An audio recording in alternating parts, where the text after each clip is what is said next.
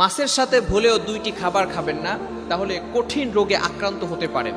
যারা আমরা মাছ খাই আমরা সকলেই সতর্ক থাকব, মাছের সাথে আমরা ভুলেও দুইটি খাবার কখনো খাবো না, এবং মাছ খাওয়ার পরেও এই খাবারটা আমরা কখনো খাবো না। নাম্বার 1, 1 নাম্বার হচ্ছে মাছের সাথে আমরা কখনো দই খাবো না। অনেকে আমরা মাছের সাথে দইয়ের একটা রেসিপি তৈরি করি। অনেক সময় দেখা যাচ্ছে দই কাতলা, দই ইলিশ, অর্থাৎ দই দিয়ে তারা মাছ রান্না করে একটা রেসিপি তৈরি করে এবং সেই খাবারটা তারা খায়। নাম্বার 2, দ্বিতীয় নাম্বার হচ্ছে মাছের সাথে কখনো দুধ খাবেন না।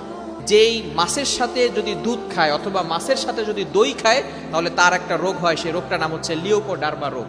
এই রোগটাকে বলা হয় শ্বেত রোগ, অর্থাৎ যেই রোগের ফলে শরীরের যে চামড়া আছে সেটা সাদা হয়ে যায়। এজন্য অবশ্যই আমরা মাছের সাথে এই দুইটি খাবার খাবো না। এগুলো বুঝে আমল করার তৌফিক দান করেন, সকলে বলেন আমিন।